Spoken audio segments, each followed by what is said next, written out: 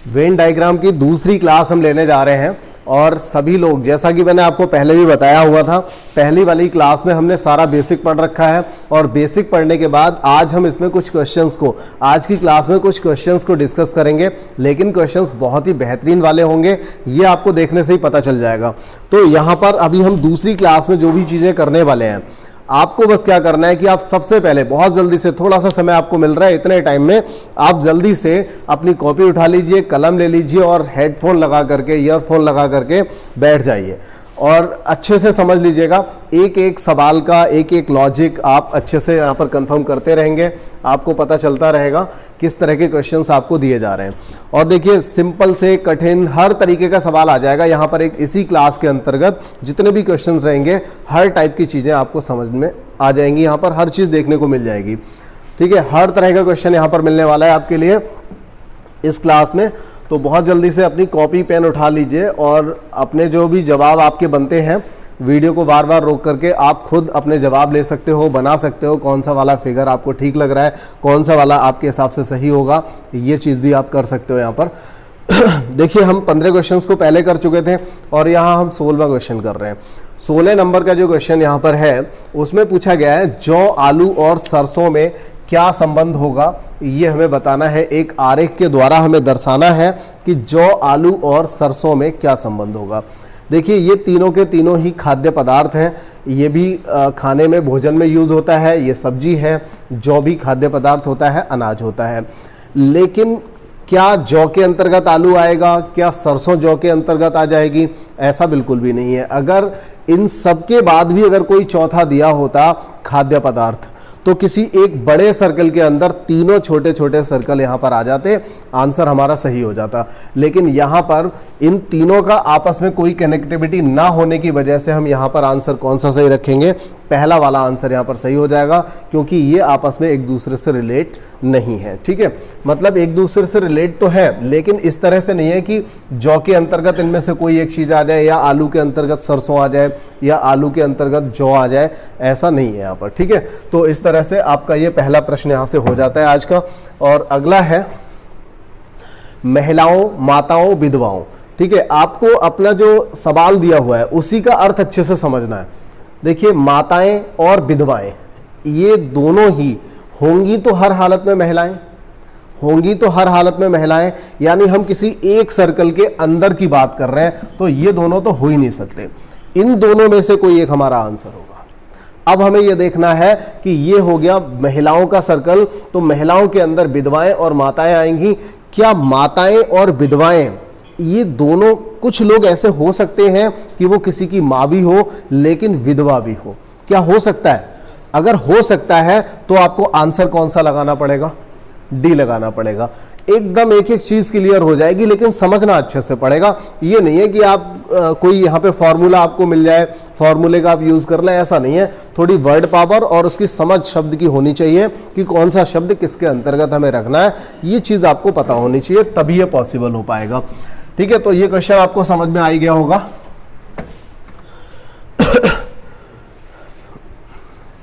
देखिए, अगला एक शब्द है, ये जो सवाल आपके सामने रखा हुआ है एनटीपीसी 2016 में आया हुआ है, और एक क्वेश्चन हमने यहाँ पर और बना के रख दिया है आपके लिए। इसके बाद अगर इससे थोड़ा सा और चेंज करके रखना चाहेगा एग्जामिनर, तो उसके पास ऑप्शन होगा कि हमारा जो 19वां क्वेश्चन है वो इस बार रख सकता है आपके लिए। ये प्रश्न एनटीपीसी 2016 में आया हुआ है, किसी भी लेवल पे क्वेश्चन पूछा जा सकता है, बहुत ही बेहतरीन क्वेश्चन है। क्या है? चिंता, बुद्धि और शक्ति। शक्ति का मतलब पावर हो गया, ठीक है, शक्ति मतलब पावर हो गया, बुद्धि मतलब इंटेलिजेंस हो गया, एक आपकी चिंता यहाँ पर दिया हुआ है। ठीक है, तो चिंता, बुद्धि और शक्ति, क्या बुद्धि के अंतर्गत शक्ति आती है? क्या जिस व्यक्ति के पास शक्ति है या जो शक्तिशाली व्यक्ति है उसके पास पावर है, एनर्जी है, क्या वो बुद्धिमान है? जरूरी है क्या ये बुद्धिमान होगा? वो नहीं ना। और फिर यहाँ पर हम किसी व्यक्ति की बात थोड़ी कर रहे हैं, हम यहाँ पर बुद्धिमान व्यक्ति की, शक्तिशाली व्यक्ति की बात थोड़ी कर रहे हैं। अगर हम कहते हैं बुद्धिमान व्यक्ति एक शक्तिशाली, तो हम कह सकते थे कुछ शक्तिशाली लोग बुद्धिमान हो सकते हैं, हम ये कह सकते थे। लेकिन बात यहाँ पर हम चिंता, बुद्धि और शक्ति की कर रहे हैं, किसी एक व्यक्ति की बात थोड़ी कर रहे हैं जो हम किसी व्यक्ति में इसको इन्वॉल्व करेंगे, ऐसा नहीं कर रहे हैं। तो देखिए यहां पर चिंता, बुद्धि और शक्ति, ये तीनों के तीनों बिल्कुल अलग अलग रहेंगे। चिंता का बुद्धि से कोई संबंध नहीं है, बुद्धि का शक्ति से कोई संबंध नहीं है। ठीक है, कंफ्यूजन जो आपको होगा, कंफ्यूजन होगा, वो क्वेश्चन हमने यहां पर लिया हुआ है, बिल्कुल परेशान होने की जरूरत नहीं है। यहां देखिए हमने एक अगला क्वेश्चन लिया है। अगला क्या क्वेश्चन लिया है? चिंता, बुद्धि और अगर वो यहां पर शक्ति की जगह अभियोगिता दे दे। अभियोगिता का मतलब जानते हैं, aptitude, general aptitude, police aptitude आपने पढ़ा होगा। जब आप तैयारी कर रहे हो तो आपको पता होगा, टीचिंग एप्टीट्यूड होता है, मतलब हमारी अभिक्षमता एक होती है। तो वो अभिक्षमता के अंतर्गत अब हम यहां पर कह सकते हैं कि चिंता तो अभी भी अलग रहेगा। चिंता किसी की एप्टीट्यूड, किसी का एप्टीट्यूड, किसी की अभिक्षमता चिंता नहीं हो सकती। किसी व्यक्ति की जो बुद्धि है वो उसका एप्टीट्यूड हो सकता है। ठीक है, मतलब किसी व्यक्ति की अभिक्षमता, किसी की अपनी ये पर्सनली होती है, किसी व्यक्ति के जो हैबिट्स है, वो व्यक्ति कितना इंटेलिजेंट है, उसकी क्या एप्टीट्यूड है, कैसा एटीट्यूड, क्या एप्टीट्यूड वो रखता है, क्या क्वालिटी रखता है, ये सारी चीज़ें उसकी बुद्धि। अब आप कह सकते हो किसी एप्टीट्यूड के अंतर्गत बुद्धि तो आ जाएगी, लेकिन जो हमने पहला प्रश्न लिया था वो हमारा पहला प्रश्न था शक्ति। तो शक्ति के अंतर्गत बुद्धि या बुद्धि के अंतर्गत शक्ति को हम नहीं रख सकते थे, और ये आया हुआ क्वेश्चन था। मैंने आपको बताया इसका बी वाला आंसर सही, सॉरी ए वाला आंसर इसका सही होगा, इस वाले प्रश्न का ए सही होगा। जबकि 19 जो मैंने यहाँ पर आपको क्वेश्चन दिया है, थोड़ा सा ये देखिए कौन सा क्वेश्चन लग गया।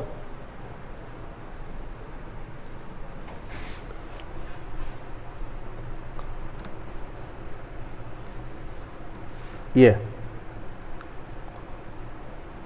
देखिए, ये जो क्वेश्चन था आपका 19 वाला, तो इसको समझ लें।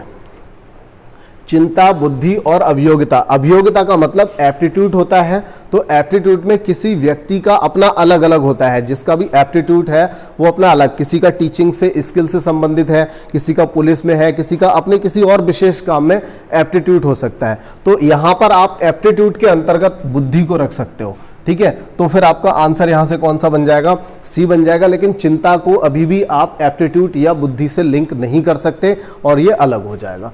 ठीक है, तो एक क्वेश्चन 18 में जो मतलब 18वां क्वेश्चन जो आया हुआ था, अगर उसी को थोड़ा सा चेंज करके बनाया जाए तो एक बेहतर प्रश्न बन सकता था, वो मैंने आपको बताया। इसके बाद देखिए यहां पर दिया हुआ है मोटरसाइकिल, कार और ऑटोमोबाइल। तो यहां पर बताना है आप लोगों को इसमें कौन सा आंसर सही होगा। सभी लोग जानते हैं कि मोटरसाइकिल का संबंध ऑटोमोबाइल से तो होता है, क्योंकि जब भी हम किसी ऐसी दुकान पे जाते हैं जहां हम अपनी बाइक रिपेयर कराने जाते हैं तो वहां ऑटो पार्ट्स, ऑटोमोबाइल कुछ ऐसा लिखा होता है। लेकिन बस समझना यह है, क्या कार भी ऑटोमोबाइल के अंदर आती है? क्या कार भी ऑटोमोबाइल के अंदर आती है? मोबाइल का मतलब होता है चलने वाला, मतलब जो हमें यहाँ से वहाँ ले जाए, ऐसी कुछ चीज़ें जो यहाँ से वहाँ चलती हैं। ठीक है, ऑटोमोबाइल में कार भी आएगा। ठीक है, ये बिल्कुल कार हो गया आपका, ई रिक्शा भी हो जाएगा, आपका जो टेम्पो टाइप का होता है वो भी आ जाएगा। मतलब जो भी गाड़ियाँ, टैक्सी वगैरह जितनी भी हैं वो सबकी सब आप किस में रख सकते हो? ऑटोमोबाइल में सब आ जाते हैं। मोबाइल का मतलब वो मोबाइल नहीं है जिससे हम बात कर रहे हैं, मोबाइल का मतलब चलायमान होता है, जो एक जगह से दूसरी जगह जाता है। ठीक है, तो ऑटोमोबाइल के अंदर कार और मोटरसाइकिल दोनों ही आएंगे। ये मत सोचना कि ऑटोमोबाइल के अंतर्गत तो केवल मोटरसाइकिल आएगी, कार अलग हो जाएगी, तो कुछ ऐसा मत कर देना। यहां पर आपको क्या करना है, ऑटोमोबाइल के अंदर कार और मोटरसाइकिल दोनों, यानी कि इन दोनों में से कोई एक आंसर हमारा सही होगा। लेकिन अब हमें यह सोचना है, क्या कुछ कारें मोटरसाइकिल हो सकती हैं? नहीं हो सकती। मोटरसाइकिल 2 व्हीलर होती है, ये 4 व्हीलर होती है। आप किसी मोटरसाइकिल को कार कैसे कह दोगे? किसी कार को मोटरसाइकिल कैसे कह दोगे? नहीं कह सकते। तो दोनों को अलग अलग तो रख सकते हैं ना ऑटोमोबाइल में। तो क्या हो जाएगा यहाँ पर? ऑटोमोबाइल के अंतर्गत हम इन दोनों को रख सकते हैं। ठीक है, अगला क्वेश्चन ले लेते हैं। अगला है ईंट, घर और पुल। ईंट, घर, पुल, क्या आंसर बनेगा इसके लिए? ईंट, घर और पुल। देखिए, ईंट से घर भी बनता है, पुल भी बनता है। ठीक है, ईंट से घर भी बनता है, पुल भी बनता है। ठीक है, तो आप सी की तरफ जा सकते हो। ठीक है, क्योंकि ईंट से, लेकिन एक चीज है, कभी ये मत सोच लेना कि ईंट के अंतर्गत ये दोनों आ जाएंगे, घर और पुल, ऐसा नहीं हो सकता। क्योंकि ईंट से, केवल ईंट से थोड़ी घर बनता है, ना केवल ईंट से पुल बन जाता है। क्या होता है, ईंट का हम यूज करते हैं उसमें, तो ईंट से मतलब घर और पुल दोनों बनाने के लिए आप पहले बीच वाले को आप ईंट अगर यहाँ पे कहोगे, और इसके बाद घर और पुल दोनों को आप थोड़ा थोड़ा कॉमन, क्योंकि ईंटों का प्रयोग हम घर बनाने में भी करते हैं और पुल बनाने में भी करते हैं। लेकिन देखिए अभी तक जब भी ये क्वेश्चन आया है तो आपका सी वाला आंसर ही सही हुआ है। लेकिन आपको बता दूं, अगर सी वाला ऑप्शन वहां ना दिया हो तो यहाँ पर एक दूसरा लॉजिक भी वो सोच सकता है कि कोई भी ईंट घर थोड़ी हो जाएगा, ना हम किसी घर को कहेंगे कि ये ईंट है, ठीक है। तो ऐसी कंडीशन में आंसर ए हो सकता है। लेकिन अब तक जब भी ये क्वेश्चन आया है सी को ही सही माना। और ऐसा एक क्वेश्चन इसमें और आपको बताऊंगा मैं, बहुत ही इंपॉर्टेंट एक क्वेश्चन होगा, कई बार पूछा गया है, और उसमें कौन सा आंसर हमारे हिसाब से होता है, आपके हिसाब से होता है, लेकिन कौन सा आंसर हमेशा हमें लगाना चाहिए, मैं बताऊंगा वहां पर कि ये देखिए दोनों ही ठीक है, मतलब ये वाला भी सही हो सकता है, लेकिन आप हमेशा से इस पर ध्यान रखिएगा कि आपको सी वाला ऑप्शन लगाना है, ठीक है। क्योंकि एग्जाम में जो वाला प्रश्न, क्योंकि ये ज्यादातर प्रश्न ऐसे हो चुके हैं कि इनको रिपीट किया जाता है, ज्यादातर ऐसे प्रश्न हैं कि बार बार एग्जाम में आते हैं। तो एक बार अगर उन्होंने सी सही कर दिया या जिसका भी बी सही कर दिया, मतलब जिस तरह का भी लॉजिक उन्होंने लगा दिया, तो हर बार वही लॉजिक वो रिपीट करते हैं, ठीक है। मानव, शिक्षक और स्नातक, यहां आपको देखिए बहुत अच्छे से समझना पड़ेगा। मानव, शिक्षक, स्नातक, एक बात तो पक्की है, और वो पक्की बात क्या है कि पहला और सी वाला आंसर नहीं हो सकता। क्यों नहीं हो सकता? क्योंकि शिक्षक होगा तो भी वो मानव तो कम से कम होगा ही, और अगर वो स्नातक है तो भी, कोई भी व्यक्ति अगर स्नातक है तो मानव तो कम से कम होगा, ठीक है। ऐसा नहीं हो सकता कि कोई एलियन आ गया और उसने स्नातक की उपाधि आपके साथ किसी आपके डिग्री कॉलेज में आकर के ले ली, ऐसा नहीं हो सकता। मानव तो कम से कम होगा, वो हर हालत में मानव होगा, मतलब आपको मानव के अंदर ही रखना है दोनों को। तो कंफ्यूजन होता है कि बी और डी में से हम किसको रखें। अब बी और डी में से फिर आप ये सोचोगे मानव के अंदर ये दोनों हो गए, अब देखिए क्या इनमें से कोई आपस में कनेक्टिविटी हो सकती है? हो सकती है क्या? या कुछ लोग ये भी सोच रहे हैं मानव के अंदर आ जाएगा शिक्षक, और शिक्षक के अंदर आ जाएगा स्नातक। कुछ लोग ऐसा भी सोच रहे होंगे, कुछ लोग ऐसा भी सोच रहे होंगे कि मानव के अंदर आ जाएगा शिक्षक, और शिक्षक जो होगा वो ग्रेजुएट होगा। ये चीज गलत है, जरूरी नहीं है। देखिए शिक्षक यहां पर बोला गया है, यहां कोई लेक्चरर या प्रोफेसर नहीं बोला गया है, शिक्षक बोला गया। शिक्षक तो वो भी होता है जो आपको डांस सिखाता है, शिक्षक तो वो भी होता है जो आपको कोई दूसरे गेम सिखाता है, वो भी शिक्षक, कोच, शिक्षक ही होता है वो। लेकिन और देखिए दूसरी चीज और भी है कि इंटरमीडिएट वाला भी कोई भी व्यक्ति, छोटे बच्चों के लिए तो कोई भी शिक्षक हो सकता है। तो ऐसा नहीं है कि आप हर हालत में ये कहेंगे कि जो भी स्नातक होगा वही शिक्षक बनेगा, ऐसा कुछ भी नहीं है, ठीक है। और देखिए आप उन सब चीज़ों को छोड़ दीजिए, सारे कोर्सेज को छोड़ दीजिए, आप अपने यहाँ की बात कर लीजिए। आप ये मत सोचिए कि कोई भी जॉब ग्रेजुएट और आफ्टर ग्रेजुएट के बाद हम क्या करते हैं, बीटीसी करते हैं या बीएड करते हैं, उसके बाद ही शिक्षक होते हैं। इससे पहले भैया इंटरमीडिएट के बाद भी बीएलएड डीएलएड करने के बाद, बीएलएड के बाद भी शिक्षक बनाने की योजना आ गई है। तो आप मतलब एक्चुअल में आप अपने यहाँ के जो नियम है उसके अकॉर्डिंग देखेंगे तब भी, और वैसे दूसरे तरीके से भी, दोनों तरीके से ही आप ये कह सकते हो कि शिक्षक जो है वो इंटरमीडिएट वाला भी बंदा हो सकता है। जरूरी नहीं है कि स्नातक होगा तभी वो शिक्षक बनेगा। तो इसमें आंसर हमारा क्या हो जाएगा? डी वाला आंसर हो जाएगा, क्योंकि कुछ शिक्षक स्नातक होंगे और जरूरी नहीं है कि सभी के सभी शिक्षक स्नातक यहां पर हो, ठीक है। तो ये हो गया। और इसके बाद देखिए 23 नंबर आया, पहला दिया है असामाजिक तत्व। असामाजिक तत्व का मतलब होता है ऐसे व्यक्ति जो सामाजिक तौर पर कुछ गलत काम करने वाले होते हैं, ठीक है। सामाजिक तौर पर जो व्यक्ति गलत काम करने वाला है, मतलब कोई भी गलत काम करेगा तो वो असामाजिक तत्व कहलाएगा। चाहे वो चोरी करे, पॉकेट मारे, चैन खींचे, या फिर कुछ भी करता है, कुछ भी गलत काम करता है जो निंदनीय है, गलत है, जिसको चार लोगों में जिसकी बुराई ही होगी, तो ऐसे हर काम को हम क्या कहेंगे कि वो कैसा काम है? असामाजिक तत्व है, मतलब वो व्यक्ति असामाजिक तत्व है, ठीक है। तो असामाजिक तत्व के अंतर्गत अब देखिए एक आया ब्लैकमेलर। तो ब्लैकमेलर यानी कि ये भी गलत काम होता है, किसी व्यक्ति को ब्लैकमेल करना, ये भी गलत काम हुआ, यानी कि ये व्यक्ति भी असामाजिक तत्व के अंतर्गत आ जाएगा। बहुत सारे यहीं पे आंसर आ रहे हैं आपको, इसी तरह के मिल रहे हैं सबसे ज्यादा। इसके बाद देखिए पिक पॉकेट। पिक पॉकेट जो है ये वाला जो व्यक्ति है ये भी कैसा होगा, ये भी असामाजिक तत्व होगा। अब देखिए यहां पर एक बात सोचने की ये है, लोगों को लगेगा कि इसमें डी वाला आंसर हो सकता है। कैसे हो जाएगा, कि असामाजिक तत्व के अंतर्गत आ जाएंगे ब्लैकमेलर और पिक पॉकेट, और जो ब्लैकमेलर है हो सकता है उसने कभी पिक पॉकेट यानी कि पॉकेट भी काटी हो, जेब कतरा हो। तो यहां पर आप इसमें डी वाला जो आंसर है इसको आप सही नहीं कर सकते। क्यों नहीं कर सकते, सीधा सीधा उनका काम दिया है कि ये तो जेब कतरा है और ये ब्लैकमेल करने वाला है, दोनों अलग अलग हैं। आप, ये जरूरी नहीं है कि जिसने जेब कतरा, मतलब जो जेब कतरने वाला काम कर रहा है, पॉकेट मारता है, जरूरी नहीं है कि उसने कभी किसी को ब्लैकमेल भी किया हो, जरूरी तो नहीं है, लेकिन हाँ हो भी सकता है। तो हम इन दोनों को लिंक आपस में नहीं जबरदस्ती बिठा सकते, क्योंकि पॉकेट मारना अलग बात हो गई, किसी को ब्लैकमेल करना अलग बात हो गई। ठीक है, किसी की कमजोरी के थ्रू वो ब्लैकमेल कर रहा है, ये तो एक तरह का चोर हो गया, इसको आप चोर नहीं कह सकते। ब्लैकमेलर जो है उसको आप चोर नहीं कह सकते, ये तो चोर है, ये चोर है, भले ही आपकी चुपके से पॉकेट मार रहा है या घर में घुस करके चोरी कर रहा है, दोनों तरीके का है तो चोर। ठीक है, तो यहां पर आंसर जो बनेगा आपका बन जाएगा बी वाला, क्योंकि ब्लैकमेलर और पिक पॉकेट दोनों को हमें अलग अलग रखना पड़ेगा। अगला देखिए, इसके बाद एक सवाल आता है, अभी देखिए चेंज होने वाले हैं कुछ क्वेश्चंस यहाँ पर।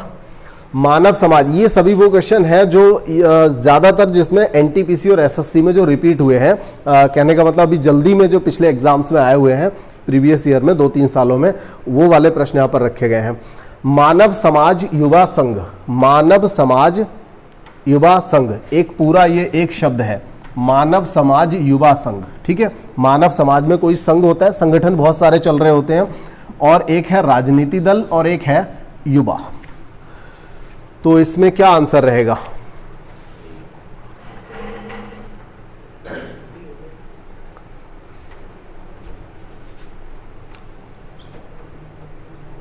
क्या आंसर हो जाएगा इसमें? देखिए एक बात तो पक्की है कि राजनीतिक दल जो है वो युवा, जरूरी नहीं है कि वो युवा उसका हिस्सा हो, हर युवा उसका हिस्सा हो ये जरूरी नहीं है। ठीक है, और मानव समाज युवा संघ, हाँ यहां पर हम जरूर कह सकते हैं कि मानव समाज युवा संघ के अंतर्गत ही युवा आएगा। युवा कहां पर आएगा, मानव समाज के अंतर्गत, या युवा के अंतर्गत मानव समाज आएगा। ठीक है, क्योंकि युवा संघ है, युवा लोगों का संघ है, तो वो युवा के अंतर्गत ही आएगा। ये जरूर एक दूसरे के साथ आएंगे, लेकिन इसके बाद राजनीतिक दल दिया हुआ है, कोई राजनीतिक व्यक्ति थोड़ी दिया है, दल दे रखा है, दल का मतलब ये अलग हो जाएगा। तो इसमें से एक भी आंसर नजर नहीं आ रहा है, क्योंकि राजनीतिक दल में हाँ कुछ युवा हो सकते हैं, ये बात ठीक है, ऐसा कोई आंसर यहां पर नहीं दिया है, तो इसके लिए हमें एक और आंसर यहां पर लेना पड़ेगा। नहीं,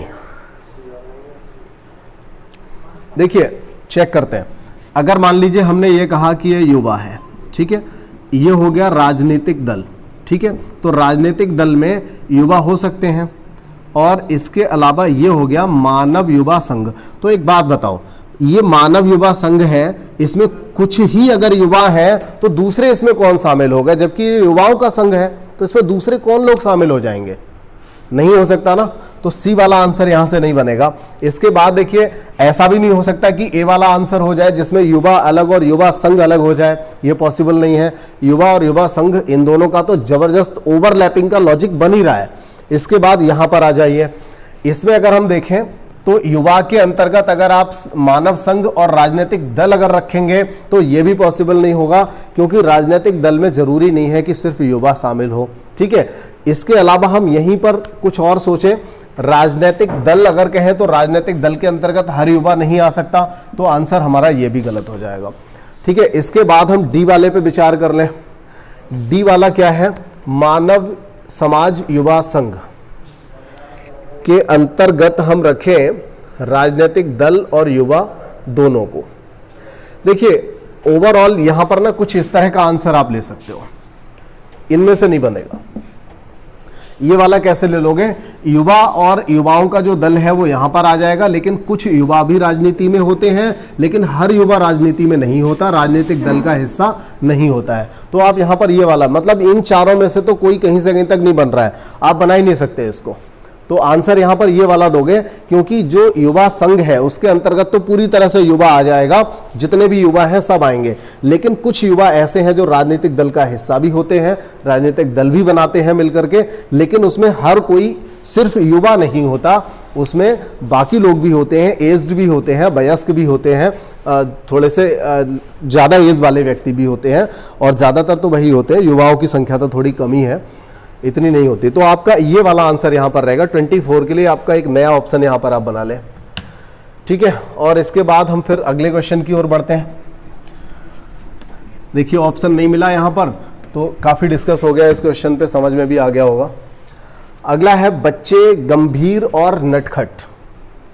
बच्चे गंभीर और नटखट, ये एसएससी में आया हुआ क्वेश्चन है। ये रिसेंटली 2017 या 18 के आसपास ये किसी एग्जाम में आया हुआ है, एसएससी के सेट से लिया गया है ये वाला क्वेश्चन। यहाँ पर बच्चे गंभीर और नटखट क्या हो जाएगा इसके लिए?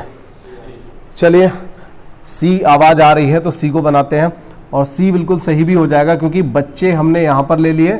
बच्चों में कुछ का स्वभाव बहुत ही नटखट हो सकता है, और इसके अलावा कुछ सीरियस हो सकते हैं, मतलब गंभीर हो सकते हैं, लेकिन स्वभाव तो इन दोनों के अलावा भी कुछ और हो सकता है। तो बाकी बचे हुए बच्चे किसी और टाइप के हो सकते हैं, जो ना तो नटखट हो ना गंभीर हो, किसी और टाइप के भी बच्चे हो सकते हैं, कई स्वभाव इसमें बन सकते हैं। लेकिन अब देखिए कुछ लोगों को अगर डाउट हो रहा है कि नहीं ये वाला नहीं कुछ और पक्का हो सकता है, तो देखिए बच्चों का नटखट से तो जरूर संबंध होगा, इतना दूर दूर हम नहीं कर सकते, ठीक है।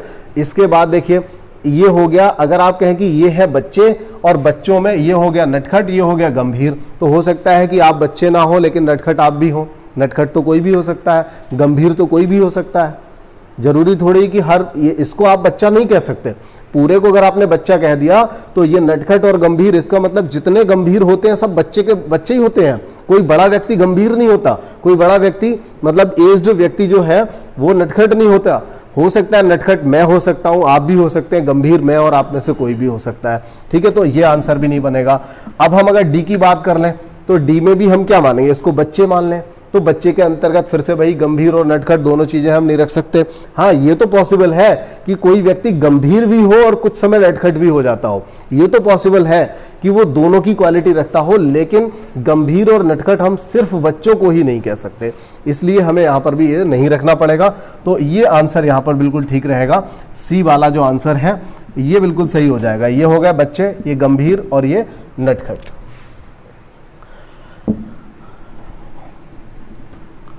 और अगला ले ले, अध्यापक, चित्रकार और नाटककार। बहुत ही अच्छा क्वेश्चन, बहुत ही अच्छा क्वेश्चन है। देखिए अभी मैं रिकॉर्डेड क्लास मैंने डाला हुआ है, अगर ये लाइव होता बाई चांस और आप में से अगर जवाब में ले रहा होता तो ऐसे क्वेश्चन पे आप लोग इसमें गलत जवाब दे रहे होते, ठीक है। अध्यापक, चित्रकार और नाटककार, तो क्या होता है, ये बहुत ही सिंपल सा चैप्टर आप पढ़ रहे हैं, और इस चैप्टर में जब भी जो चीज़ें आप पढ़ रहे होते हैं तो जब क्वेश्चन आप देखते हैं ना तो आपको एक नज़र में, गलत करें या सही, लेकिन एक नज़र में कई बार करने की आदत होती है, और गलती कहाँ पर हो जाती है पता ही नहीं चलता है।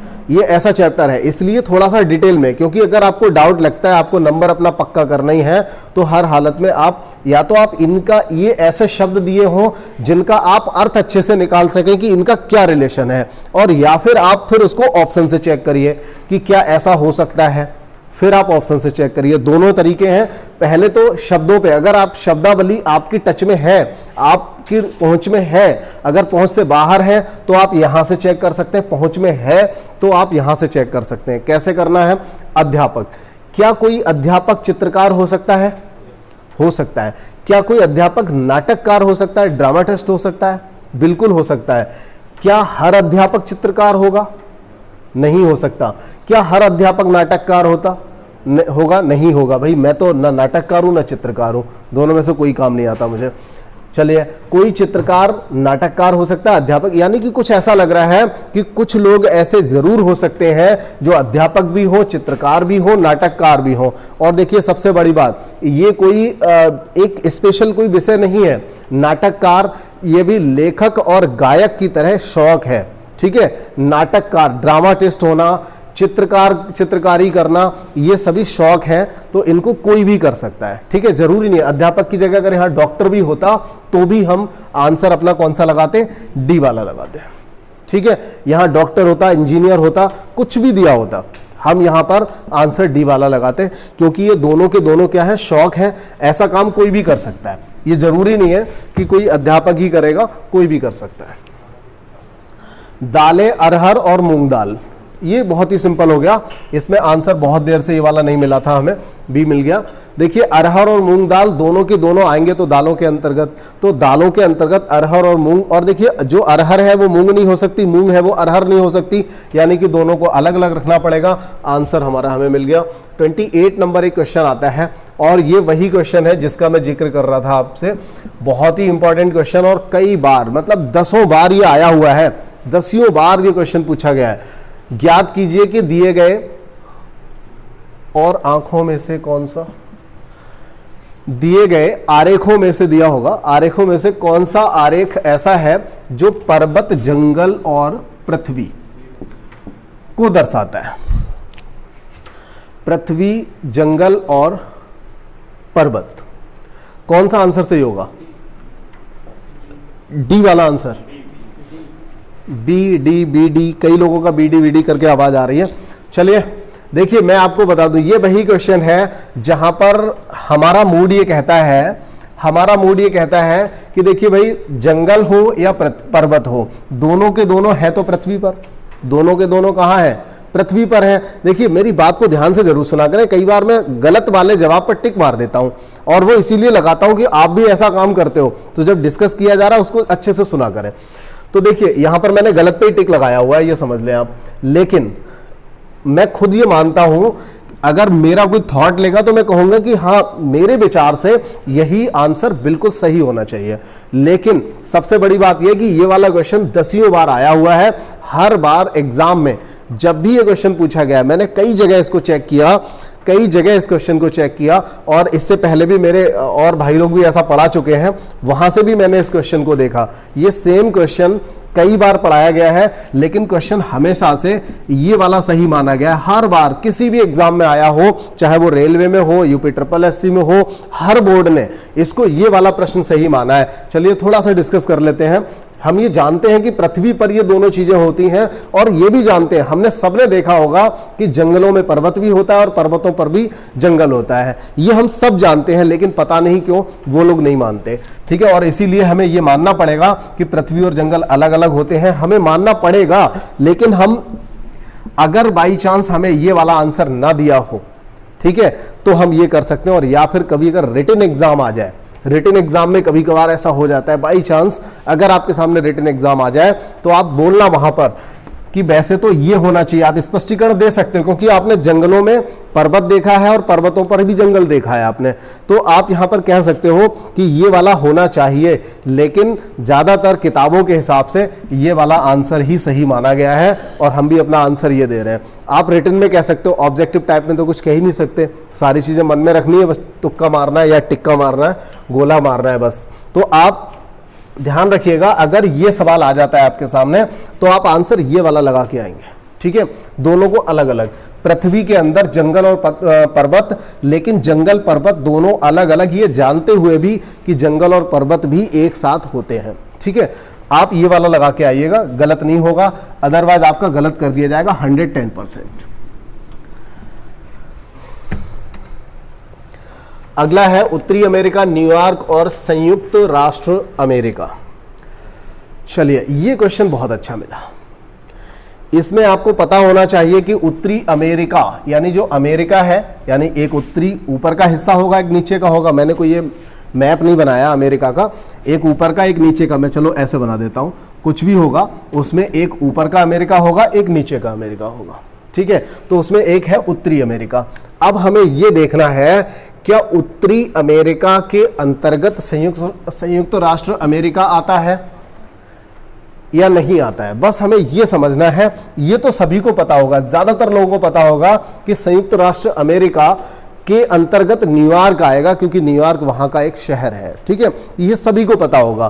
तो इसका मतलब यह हुआ, बस हमें सिर्फ यह जानकारी होनी जरूरी है कि उत्तरी अमेरिका या दक्षिणी अमेरिका के अंदर मतलब जो अमेरिका है आपका, जो यूएसए है, वो उत्तरी अमेरिका में आता है या फिर दक्षिणी अमेरिका में। देखिए अगर नहीं पता है मैं बताता हूं आपके लिए, उत्तरी अमेरिका के अंतर्गत आएगा यूएसए, और यूएसए के अंतर्गत आएगा न्यूयॉर्क। तो यहां पर आंसर आपका ए वाला सही हो जाएगा। ठीक है, पता होगा, वैसे तो कोई इतनी बड़ी बात नहीं थी, लेकिन फिर भी बहुत से लोग ऐसे होंगे जिनको ये जानकारी नहीं होगी, तो वो लोग यहां से इसको सही कर सकते हैं। अगला देखिए, कितना सिंपल सा कॉमन क्वेश्चन, कितनी बार आया हुआ है। आप लोगों ने भी अगर पढ़ा होगा किसी भी बुक से तो आपने दसियों बार ऐसे प्रश्न को देखा होगा। क्या है? चंद्रमा, सूर्य और तारे। तो ऐसा क्वेश्चन हमें किसी कीमत पे गलत नहीं करना है।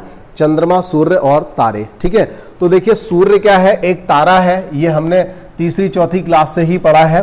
आपने पढ़ा है या नहीं पढ़ा पता नहीं, लेकिन सूर्य एक तारा है, सभी लोगों ने पढ़ा हुआ है। और चंद्रमा क्या है? ये पृथ्वी का उपग्रह है। ठीक है, तो हम यहां पर आंसर क्या लगाएंगे?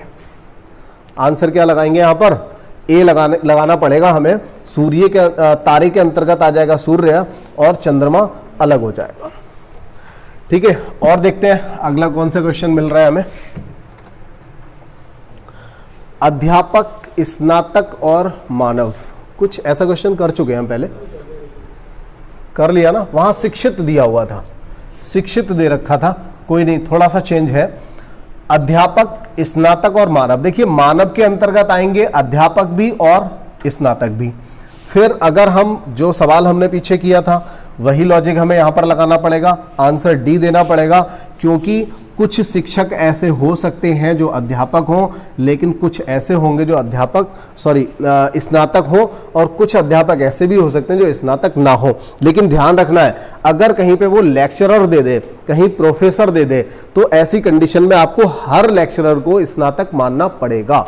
ठीक है, क्योंकि कोई भी व्यक्ति लेक्चरर जो है, लेक्चरर की उपाधि उसको नहीं मिलती जब तक वो स्नातक नहीं होता। ठीक है, तो ये चीज आपको ध्यान रखनी है। ठीक है, या प्रोफेसर दे देगा तो भी आपको उसे स्नातक कम से कम मानना ही पड़ेगा, हर हालत में मानना पड़ेगा। अगला है, देखिए ये क्वेश्चन हालांकि हमने पहली वाली क्लास में भी डिस्कस किया था, लेकिन यहां पर हम फिर से लेके आ गए। क्यों लेके आ गए? कुछ ना कुछ तो खास बात होगी। चलो देखते हैं क्या खास बात होगी। सबसे पहले इस प्रश्न को कर लेते हैं। हो सकता है अभी भी कुछ बच्चे ऐसे रहे होंगे जो ध्यान ना दें और आज फिर से गलती कर दें, जबकि हमने पिछली वाली क्लास में इसको पढ़ा दिया था। वर्ग, आयत और बहुभुज। क्या है? वर्ग, आयत और बहुभुज। मैंने आपको बताया था बहुभुज के अंतर्गत आएंगे वर्ग भी और आयत भी। ठीक है, मैंने आपको ये बताया था। लेकिन क्या वर्ग और आयत में कोई रिलेशन है? मैंने आपको ये भी बात बताई थी। देखिए ये हो गया आयत और ये हो गया वर्ग। वर्ग की कंडीशन, वर्ग और आयत दोनों की ही कंडीशन होती है कि इसमें हर एंगल 90 होता है, तो भैया इसमें भी हर एंगल 90 होता है। ठीक है, फिर हमारी अगली जो कंडीशन है वो क्या है कि वर्ग की सभी भुजाएं बराबर होती हैं। क्या ये वाली कंडीशन इसमें फॉलो हो रही है? नहीं हो रही है ना, नहीं हो रही है। क्या हर भुजा इसकी बराबर है? क्या आप इसको वर्ग कह सकते हो? नहीं कह सकते।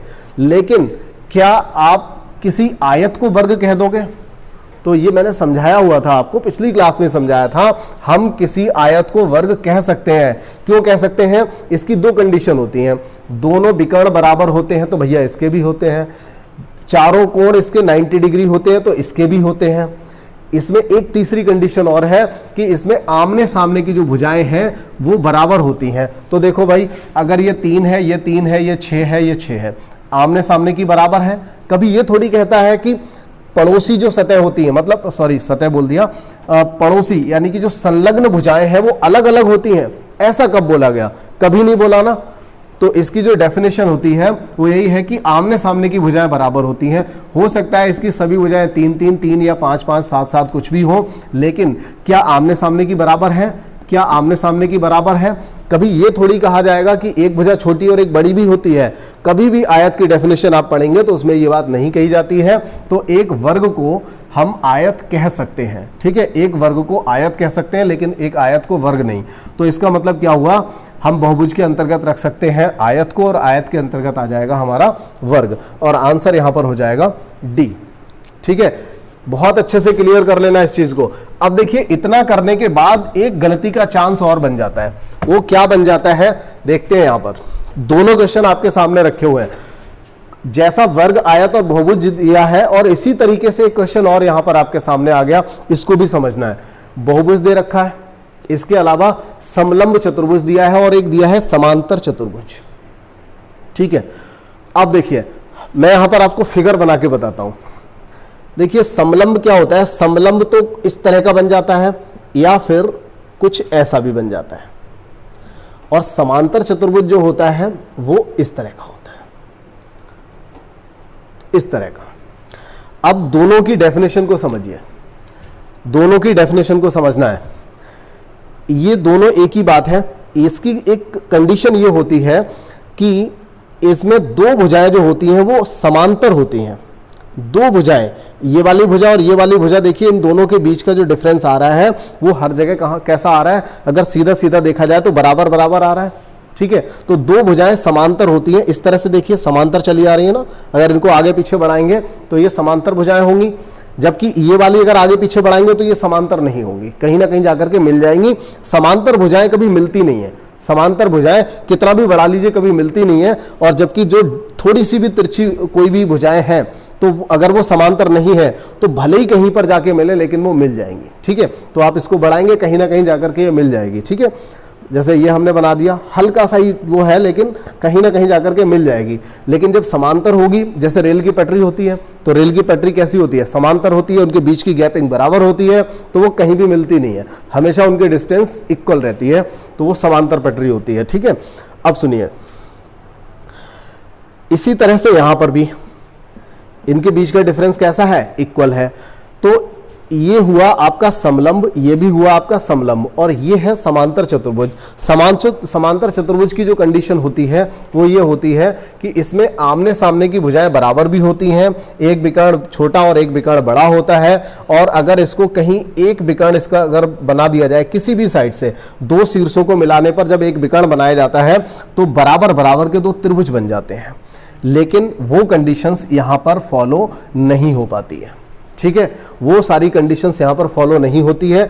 तो आप ये कह सकते हो ना तो इसकी कंडीशन यहां फॉलो हो रही है और ना इसकी कंडीशन यहां फॉलो हो रही है।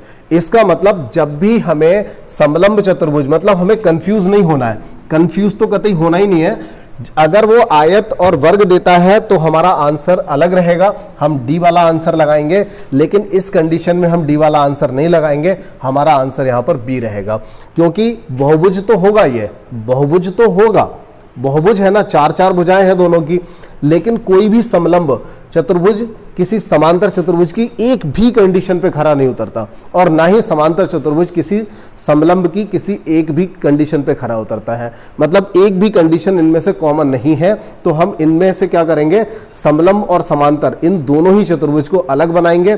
देखिए ये वाला क्वेश्चन बहुत बार पूछा गया है, तो इसका मतलब ये नहीं कि ये नहीं पूछा जाएगा, कहीं ना कहीं आपको रखा मिलेगा, ये डेफिनेट, ये समझ लीजिए, क्योंकि क्वेश्चंस ऐसे ही मिलते हैं। एक बार ये क्वेश्चन आ गया आपके सामने, अगली बार कंफ्यूज करने के लिए ये वाला क्वेश्चन दिया जाएगा। ठीक है, तो ध्यान रखिएगा, इसमें आपका बी वाला आंसर सही रहेगा। थोड़े से डिफरेंट टाइप के शब्द आपको जरूर मिल रहे होंगे, तो ऐसे क्वेश्चंस को आप अलग से कहीं भी नोट कर लीजिए। 4-6 तो कम से कम पूरी क्लास में मिल ही जाएंगे, उनको नोट कर लीजिएगा।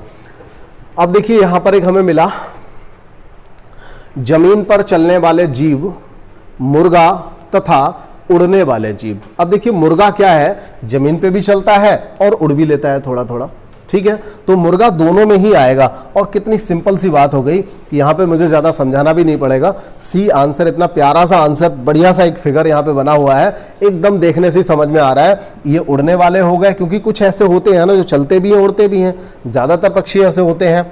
तो इसमें क्या है, मुर्गा हम बीच में रख देंगे। और मुर्गा के अलावा भी बहुत सारे, कबूतर भी ऐसा ही होता है, चल भी लेता है, मोर भी होता है, चल भी लेता है, उड़ भी लेता है। तो मुर्गे के साथ साथ औरों को भी रख सकते हैं, इसलिए थोड़ी जगह और खाली छोड़ दी है, उसमें आप दूसरे किसी भी पक्षी को यहाँ पे रख सकते हो। ठीक है, तो आंसर यहाँ से आपको सी मिल जाएगा। चलिए और देखते हैं, कुछ है अभी तो, छत, फर्नीचर और लकड़ी। देखिए क्या फर्नीचर, देखिए फर्नीचर और लकड़ी में तो संबंध नजर आता है। ठीक है, क्या छत का और लकड़ी का कोई संबंध है? क्या छत और लकड़ी का कोई संबंध होगा? होगा? नहीं होता भैया।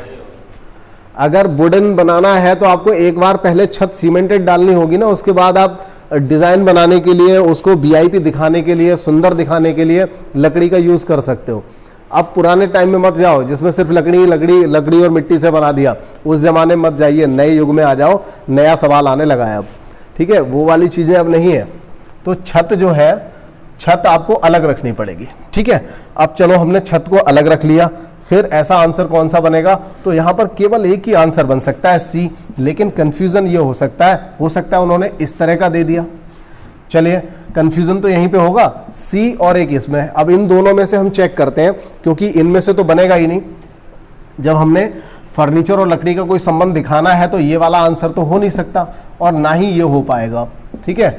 तो फिर ये भी नहीं हो सकता, क्योंकि एक को तो बिल्कुल अलग रखना है। तो एक को अलग रखना है तो ये दो आंसर आपके सामने बन सकते हैं और इन दोनों में ही आपको कंफ्यूजन हो सकता है, इसमें और इसमें।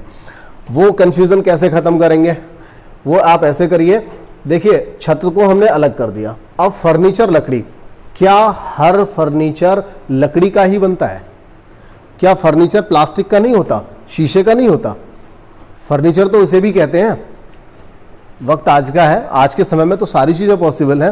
प्लास्टिक का भी फर्नीचर होता है, लकड़ी का भी होता है, इसके साथ शीशे का भी फर्नीचर होता है। तो मतलब ये हुआ यहाँ पर हम ये नहीं कह सकते कि हर फर्नीचर सिर्फ लकड़ी का होगा या हर लकड़ी सिर्फ फर्नीचर में यूज होती है। हम कह सकते हैं कि ये वाला आंसर हमारा बिल्कुल सही होगा, क्योंकि कुछ लकड़ियाँ फर्नीचर में यूज होंगी और फर्नीचरों में से भी कुछ फर्नीचर ऐसे होंगे जो लकड़ी के होंगे, इसके अलावा कुछ फर्नीचर किसी और चीज़ के भी हो सकते हैं, ठीक है। तो यहाँ पर सी वाला आंसर आपको लगाना होगा। ये वाला क्वेश्चन भी आया हुआ है, सभी क्वेश्चन इसमें आए हुए ही रखे गए हैं।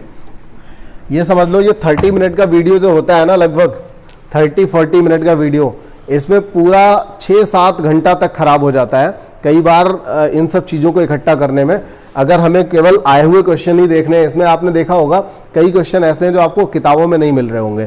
तो इस टाइप के क्वेश्चंस पिछले 2-3 साल में जो पेपर आए हुए हैं वहाँ से देखा, फिर उसमें कोई कन्फ्यूज़न क्या बन सकता है इसमें, उसका और एक क्वेश्चन बनाना है, वो सारी चीज़ें, तो काफ़ी इसमें टाइम लग जाता है। तो थोड़ा सा जब भी वीडियो को देखा करें, अच्छे से देखा करें। अगर हम मेहनत कर रहे हैं तो आप सभी लोगों के लिए मेहनत कर रहे हैं, उसका फ़ायदा उठाया करिए, अच्छे से देखा करें।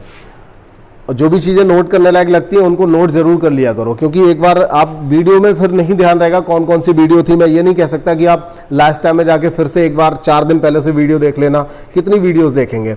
तो हर चीज़ को नोट करिए। अभी जब समय होता है एग्जाम से 2-3 महीने पहले तो आप रिपीट कर सकते हैं वीडियो को, लेकिन लास्ट टाइम में जब आपने सिर्फ 3 दिन 8 दिन बचा हुआ है एग्जाम का, उस टाइम में क्या करना है, उसके लिए आपके पास एक कॉपी होनी चाहिए पतली सी, उसमें बहुत ही चुनिंदा चीज़ें होनी चाहिए जो बहुत ज़्यादा इंपॉर्टेंट बताई गई थी, जिनमें आपको कन्फ्यूज़न भी है, ऐसी चीज़ें आप नोट करिए। चलिए, लाल फल और कमीज। देखिए, लाल फल और कमीज, कई बार अगर इसका आंसर ये वाला दे दिया जाए तो लोग कंफ्यूज हो जाएंगे, क्योंकि लाल फल और कमीज कहेंगे कि लाल एक रंग है, फल एक फल है, कमीज एक कमीज होती है, कपड़ा होता है, तीनों को अलग अलग रख दो। लेकिन ये सवाल आया हुआ था, मैंने एज इट इज ऑप्शन रखे हुए हैं, कंफ्यूजन वाला ऑप्शन यहां पर नहीं रखा है, जैसा आया था वही आपके सामने यहां पर पेश कर दिया। तो इसमें देखिए आंसर हमारा ये बनेगा, ये पहला हो जाएगा लाल, क्योंकि लाल जो होता है वो फल और कमीज के अलावा, कमीज भी लाल हो सकती है, फल भी हो सकता है, लेकिन हर फल लाल नहीं होगा, हर कमीज लाल नहीं होगी, और हर चीज सिर्फ लाल। देखिए, लाल कमीज और फल के अलावा भी बहुत सारी चीजें होती हैं, रक्त भी लाल होता है, किसी का घर भी लाल रंग का हो सकता है, किसी की बाइक लाल रंग की हो सकती है, कुछ भी हो सकता है। भाई लाल रंग की जरूरी थोड़ी कि एक ही चीज होती है, ठीक है ना। तो यहां पर आप कमीज और फल दोनों में ही कॉमन रखेंगे लाल रंग के लिए, ठीक है। तो लगभग हम लोग यहाँ पर एंड तक पहुंच चुके हैं। देखते हैं, एक आध प्रश्न अभी और है, उसको देख लें। बहुत ही अच्छा क्वेश्चन आपके सामने आ गया। देखिए, विद्यार्थी, विद्यालय और कक्षा नायक, बहुत ही अच्छा क्वेश्चन है। विद्यार्थी, विद्यालय और कक्षा नायक। कक्षा नायक जानते हैं ना क्या होता है? क्या होता है भैया बताओ जरा। कक्षा नायक, मॉनिटर, बिल्कुल ठीक है। कक्षा नायक मतलब जो कक्षा में देखरेख जो करता है, जिसके ऊपर उसका अध्यापक की एब्सेंट, जब अध्यापक नहीं है क्लास में उस समय कक्षा की जो देखरेख करता है, जिसकी जिम्मेदारी होती है, जो सारे रिपोर्ट्स देता है कि कक्षा में क्या चल रहा है, वो कक्षा नायक यानी कि मॉनिटर कहलाता है, ठीक है। तो देखिए, विद्यार्थी, विद्यालय और कक्षा नायक यानी कि मॉनिटर। तो देखिए, मॉनिटर और विद्यार्थी ये दोनों के दोनों ही विद्यालय के हिस्सा हैं, विद्यालय के अंतर्गत आएंगे। तो इसका मतलब हमारे आंसर इन दोनों में से कुछ हो सकते हैं, ये तो नहीं हो सकते। कोई ऐसा सोच रहा है? भैया ऐसा है, देखिए आंसर इन तीनों में से हो सकते हैं। क्यों हो सकते हैं? क्योंकि अभी हमने क्या कहा, विद्यालय के अंतर्गत दोनों आएंगे। अब हो सकता है कि ये दोनों भी एक दूसरे के अंतर्गत आ जाए। तो देखिए, एक के अंदर दोनों यहां पर भी हैं, यहां भी हैं और यहां भी हैं, तो इन तीनों में से कोई एक आंसर आएगा। ठीक है, ये मत सोचिए कि इन दोनों में ही कोई आएगा, विद्यालय के अंतर्गत दोनों आएंगे लेकिन अलग अलग या एक साथ आएंगे, ये भी तो एक जैसा ही है। यहां पर भी तो विद्यालय के अंतर्गत दोनों चीजें आ रही हैं। कई बार क्या होता है, आपने एक नजर में इस प्रश्न इनकी तरफ आप चले गए तो इन्हीं में से कोई ना कोई एक गलती आप कर डालोगे, भले ही आंसर ये वाला आ रहा हो। ठीक है, तो देखिए आंसर आपका यही ठीक होगा, क्योंकि विद्यालय के अंतर्गत आएगा विद्यार्थी, और जो भी कक्षा नायक है वो होगा तो विद्यार्थी। ठीक है ना, होगा तो विद्यार्थी। ऐसा थोड़ी है कि विद्यार्थियों से अलग कोई एक कक्षा नायक लाया जाता है, भाई क्लास में तुम कक्षा नायक बनोगे लेकिन तुम क्या हो, विद्यार्थी नहीं हो, ऐसा थोड़ी होता है। अगला क्वेश्चन आ गया, निर्धन, अनपढ़ और बेरोजगार। निर्धन, अनपढ़, बेरोजगार। तो देखिए, कोई एक व्यक्ति, कोई एक निर्धन, अनपढ़ भी हो सकता है, बेरोजगार भी हो सकता है। तो आंसर हमारा यहां पर सी वाला हो जाएगा, क्योंकि कोई एक व्यक्ति बेरोजगार, अनपढ़ और निर्धन तीनों ही हो सकता है। ठीक है, तीनों में ही जा सकता है, तीनों ही कंडीशन किसी एक व्यक्ति के लिए लागू हो सकती है। तो अभी हम लोगों ने 38 क्वेश्चंस तक यहाँ पर किया, और इस टाइप के जितने भी प्रश्न, जितने भी पॉसिबल क्वेश्चंस थे उनको हमने यहाँ पर लिया। हालांकि क्लास तो बहुत लंबी कर सकते थे, बहुत सारे क्वेश्चंस को कर सकते थे। ये भी हो सकता था कि इतने टाइम में हमने 80 के आसपास क्वेश्चन भी करा दिए होते, लेकिन अभी हमने बहुत ज़्यादा नहीं, शायद 16 से स्टार्ट किया था, 22-23 क्वेश्चन हमने किए हैं। इतने टाइम में बहुत सारे क्वेश्चंस भी कर सकते थे, लेकिन हम उसमें डिस्कस नहीं कर पाते। तो यहाँ हमने जिन क्वेश्चंस को भी किया उसको कोशिश की कि अच्छे से डिस्कस किया, अच्छे से आपको समझ में आ जाए। मुझे उम्मीद है कि आप लोगों को सबको समझ में आया होगा, और अगर समझ में आया है तो वीडियो को 1-2 बार शेयर जरूर किया करें। जो भी आपके पास ग्रुप्स हैं उनमें शेयर करें, लाइक किया करें, और कमेंट करके बता भी दिया करें कि आपको कैसा लग रहा है, कैसी क्लास लग रही है आपको। और अगर आप में से कोई भी ऐसा है जिसने चैनल को सब्सक्राइब नहीं किया है तो एक बार चैनल को ज़रूर सब्सक्राइब कर लीजिए। अगली क्लास में मिलते हैं, धन्यवाद।